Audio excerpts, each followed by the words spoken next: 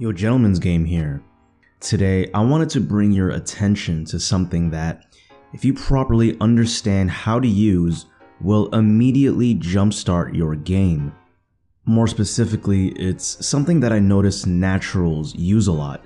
You know, guys who are natural-born players, due to have an innate understanding of female psychology.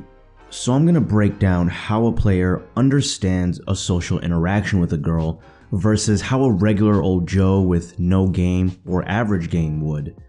And I'll show you the difference in results also between someone who does understand these principles and someone who doesn't, like most guys. But first, just wanted to announce that my calendar is currently open for anyone who'd like a free one-on-one call with yours truly.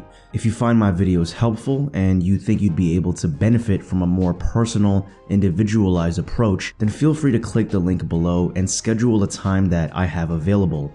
You'll just need to fill out the answers to a few questions so I have an idea of who I'll be potentially working with. And if I feel that based on your responses you'd be a great fit, then we'll quickly progress from there. But anyways, once again, just check out that link below if you'd be interested. Now back to the video. So last weekend, I had a sort of epiphany moment. I was at a downtown club with a girl I've been kind of seeing recently, along with two of my guy friends, who are both single. Now, both of my friends are pretty good looking dudes, but they definitely have different images. See, my friend Ron definitely has a bit more of an edge to his fashion, and he definitely has this aura that he gives no Fs or cares at all what others think of him. Of course, this wasn't completely true. Ron definitely cared about social approval to an extent, but he's very good at carrying himself like a smooth talker. He knows how to supercharge a woman's emotions. My friend Leo, on the other hand, was more of a good boy, so to speak. He was the kid who always did well in school, was extremely polite, and even to the point of being a little scared of confrontation. He's a very straight-edge kind of guy who had only really lucked his way into a few long-term relationships throughout his life. In other words, Ron was the bad boy and Leo was more boyfriend material. And I'm not saying one is better than the other. In certain environments, more wholesome environments, like say a club meetup at school or hanging out after class with friends, Leo was better at meeting women through this way. But we were out at the club where being a shy, wholesome dude was unfortunately a detriment, not an asset.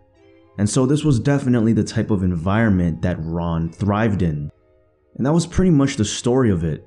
As an impartial observer, I saw the difference in the types of results that Ron was getting as opposed to Leo was getting.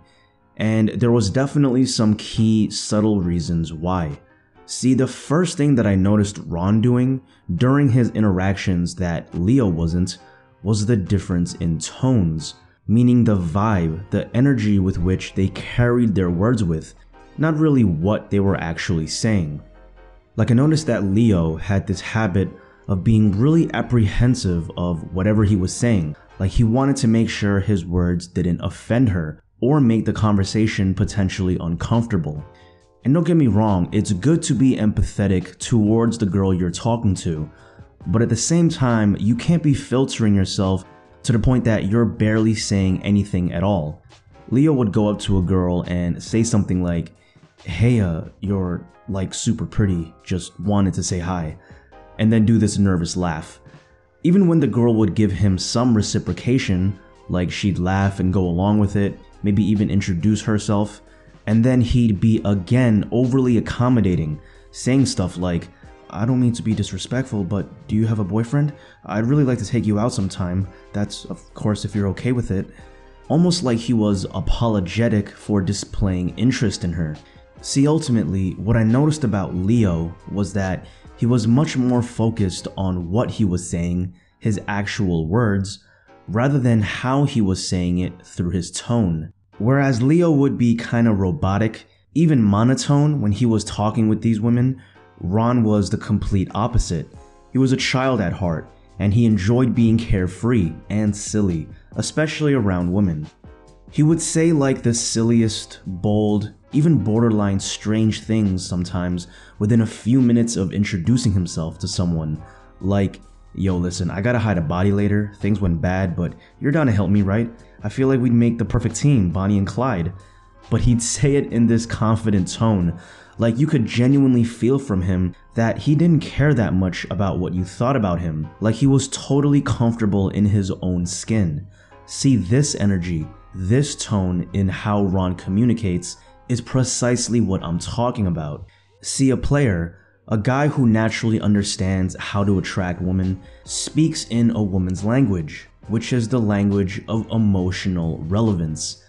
90% of what comes out of his mouth is said in a way that elicits some type of emotional response from her, whether it's intrigue, joy, or even frustration.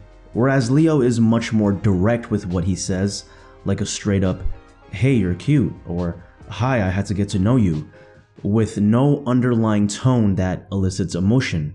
This plays straight into Ron's verbal game. For example, I distinctly remember Ron talking to a group of 3 girls, and within 2 minutes he just casually tells them, "Alright, I already know you guys are fun, but I don't know about this one though. She seems like she's gonna cause some mischief," gesturing to one of them to the rest of the group with a little grin. And again, it was all about the tone.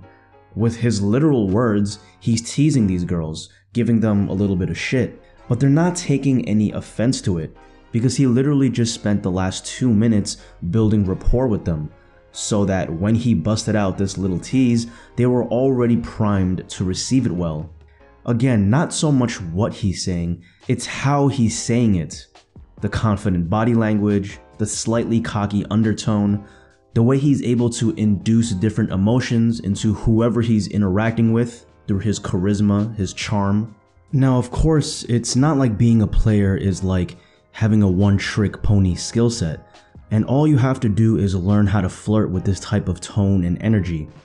Because if that were the case, it'd be easy for anyone to become a player. But I'd say players have one more skill set combined with what we just talked about, with saying things in a way that elicits emotion. And that skill set is something we've talked about a lot before on this channel, which is being able to calibrate to how she's feeling, so that you know when to push forward in the interaction or when to pull back if you feel any discomfort whatsoever from her. This is why Ron was able to be bold and silly in a way that rarely offended women. He knew how to build a connection through having fun and being empathetic in the initial stages, and then once he felt that she was receptive for more, he would start quote-unquote pushing those boundaries, so to speak, in terms of being more silly and emotionally resonant, using push-pull, things like that. Leo, on the other hand, I noticed during our night out, would use the same lines over and over again, no matter how the girl he was talking to was feeling. He wasn't calibrating like Ron was, because he wasn't focused on the girl. He was focused on himself, stuck in his own head, and not saying something to screw up the interaction. This is a huge detriment to your game, because it really hinders your ability to connect with a woman. You're overanalyzing things instead of being natural, instead of someone who lets his love for women shine through his whole demeanor. Now, I want to make it clear that I didn't make this video to trash on Leo or people who identify with being similar to him or being a good boy. I think these people can still have a lot of success in dating if they do it right. But after that night out, it was pretty clear to me how important these two skill sets were, of having the right flirty tone while at the same time being able to calibrate so that you know when to use this tone and when to build rapport when you're flirting with a girl. This is going to make all the difference in the world when it comes to seducing a woman. So that's pretty much it for the video. Again, I just think that learning these two qualities will immediately make a huge improvement in your game.